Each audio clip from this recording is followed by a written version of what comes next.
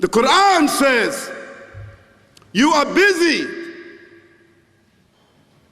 piling up, calculating, developing your careers, your money, your occupation, your wealth, until you visit the graves. Think about it. When was the last time that you went to a funeral? Was it your mother? Was it your father? Was it your grandfather? Was it your uncle? Was it your cousin? Was it your friend? Was it your wife? Was it your husband? The last time that you visited the grave, when you went to a funeral and you saw that person whom you loved that was laughing, crying, live, boasting, wealthy, educated, denying, arrogant, whatever they were.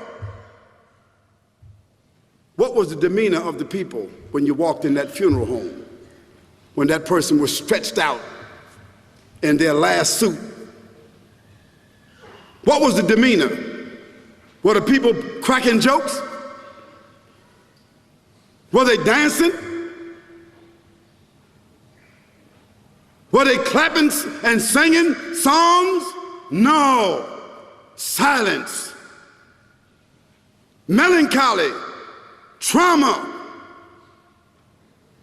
Why? Because every person that walked in that room, seeing that person stretched out, the first thing they thought about was not the person.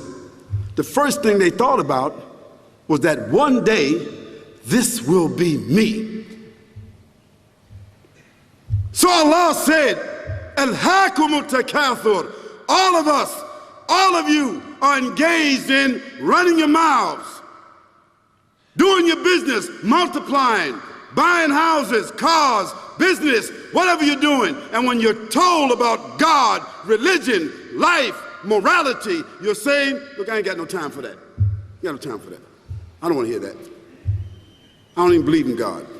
Matter of fact, I don't even know if I'm going to die, and if I do, maybe I'm coming back again.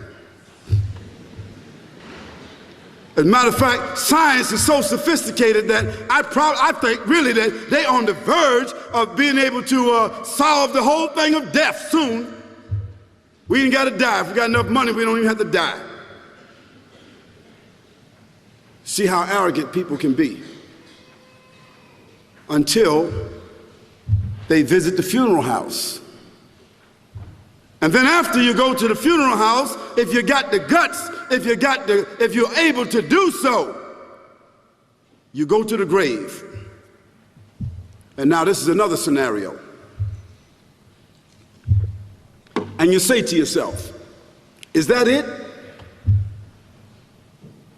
I mean, 50, 60 years, scraping, struggling, scheming, lying, stealing, fornicating, jumping up and down, begging, working, and this is the end of it? I mean, is this what's going to happen to me? Are they going to be dropping me into a hole in the ground? A hole in the ground, the same hole that a cat digs after it defecates. Just a little deeper.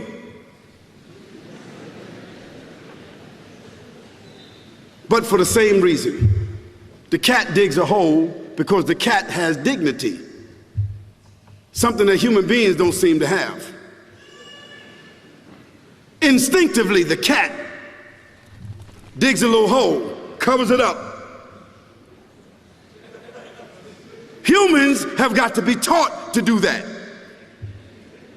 But it's for the same reason. So you and I, we're going into a hole a little deeper than the one the cat dug. And all the people that's crying, pulling out their hair, screaming, almost acting like they falling in the thing with you. They want to just jump in there with you. Not really though, you know, it's all an act. Because ain't nobody really going to jump in there and stay in there. They don't love you that much.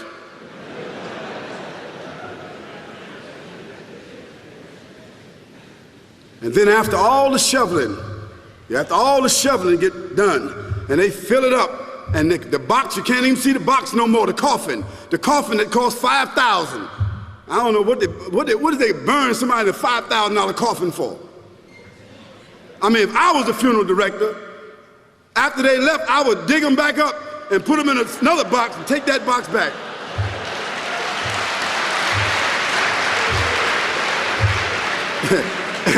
and honestly, I'm telling you, that's what they do. Yeah. So after all the money and all the drama, and they dig that hole and put you in there and cover you up, and everybody goes back to the place, go back to mama's house or daddy's house or whoever's house, and we cook some chicken or whatever it is, and we do a little dancing and drink some scotch and forget all about that person. And then we want the lawyer to come now and talk about, divvying up the spoils. So if that woman who died had a husband, somebody else is gonna marry him, you know that. And that man who died, that woman, in about 6 months or a year of grieving or whatever it is, she gonna come to understand that she needs somebody else to be with, so she gonna marry somebody. So that means if his suits are still in the closet and he can fit them, who gonna wear them? So it really means that after all this time, and the people walk away from that grave, it's over. What about that person in the grave? What's happening? Because you know and I know that death is almost like sleeping. Death is like sleeping. Your body is gone. Your body is dead.